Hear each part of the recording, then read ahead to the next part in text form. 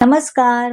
भगवद्गीता भावार्थ या मालिकेमध्ये आपले स्वागत आहे. आज आपण यामध्ये अध्याय 6 मधील श्लोक 46 आणि 47 पाहूया. आधी श्लोक 46 पाहूयात. तपस्विभ्योऽधिको योगी ज्ञानिभ्योऽपि मतोऽधिकः कर्मिभ्यश्चाधिको योगी तस्माद् योगी भव अर्जुन. तपस्विभ्य म्हणजे तपस्वीपेक्षा, ज्ञानिभ्य म्हणजे ज्ञानी व्यक्तींपेक्षा, कर्मीभ्य म्हणजे सकाम कर्मी व्यक्तीपेक्षा. योगी मनुष्य हा तपस्वी, ज्ञानी आणि सकाम कर्मी व्यक्तीपेक्षाही श्रेष्ठ आहे. म्हणून हे अर्जुना, तू सर्व परिस्थितीत योगी हो. आता पहा, जेव्हा आपण योगी संबंधी बोलतो तेव्हा आपण परम सत्याशी असणाऱ्या आपल्या संबंधाचा निर्देश करतो. जेव्हा ही योग पद्धती मुख्यतः सकाम कर्माशी संबंधित असते तेव्हा त्या पद्धतीला कर्मयोग असे म्हणतात. ज्ञानाशी संबंधित असताना ज्ञानयोग आणि भगवंताच्या प्रेमाशी संबंधित असते तेव्हा त्याला भक्तियोग असं म्हणतात. कृष्ण भावना म्हणजे सर्व योगांची परिपूर्णता आहे. भक्तियोग हा आध्यात्मिक ज्ञानाने परिपूर्ण असा आहे. म्हणून यापेक्षा श्रेष्ठ असा इतर कोणताही योग नाही. आत्मज्ञानाशिवाय केवळ तपस्या ही अपूर्णच आहे. भगवंतांना शरण गेल्याशिवाय केवळ ज्ञान ही अपूर्ण आहे. म्हणून या ठिकाणी सांगण्यात आलेली श्रेष्ठ आणि प्रशंसनीय योग पद्धती म्हणजे भक्ती योग आहे.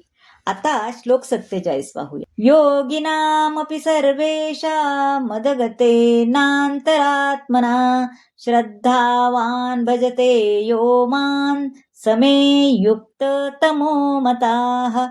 योगिनाम म्हणजे सर्व योग्यांमध्ये, अंत आत्मना म्हणजे अंतःकरणात आणि भजते म्हणजे दिव्य प्रेममयी सेवा करतो. सर्व योग्यांमध्ये जो दृढ श्रद्धेने सदैव माझ्यामध्ये वास करतो, अंतःकरणात माझे चिंतन करतो आणि माझी दिव्य प्रेममयी सेवा करतो, तो माझ्याशी पूर्णपणे योगयुक्त असतो आणि तोच सर्वश्रेष्ठ योगी होय असे माझे मत आहे. आता सर्व प्रकारच्या योगाभ्यासी परिणिती कशी आहे? भक्ती योगामध्ये होते.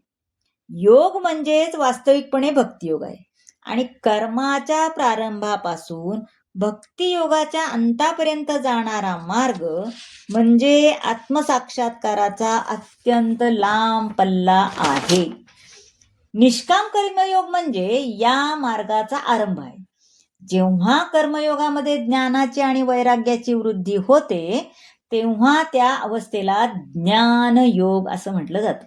आणि जेव्हा ज्ञानयोगामध्ये विविध आसनांद्वारे परमात्म्यावरील ध्यानाची वृद्धी होते आणि परमात्म्यावर मन स्थिर होते तेव्हा त्याला अष्टांग योग म्हटले जाते. आणि मनुष्य अष्टांग योगाच्या पलीकडे जातो व भगवान श्रीकृष्णांप्रत घेतो तेव्हा तो भक्तियोग युक्त झाल्याचे म्हटले जाते. ही संपूर्ण योगाची परमावधी आहे. वस्तुतः भक्तियोग हे अंतिम ध्येय आहे. पण भक्तियोगाचे विश्लेषण करण्यासाठी इतर योगांचे ज्ञान होणे पण आवश्यक आहे. आता ज्या मनुष्याला भगवंताच्या या सर्व गुणांची पूर्ण जाणीव असते त्याला सर्वश्रेष्ठ योगी म्हटले जाते. आणि योगामधील परमसिद्धी ही केवळ भक्ती योगाद्वारेच प्राप्त करता येते.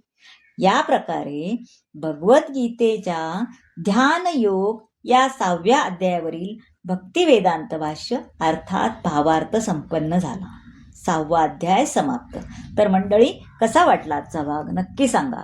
आवडला असेल तर शेअर करा, लाईक करा, सबस्क्राईब करा आणि हो कमेंट नक्की करा. धन्यवाद.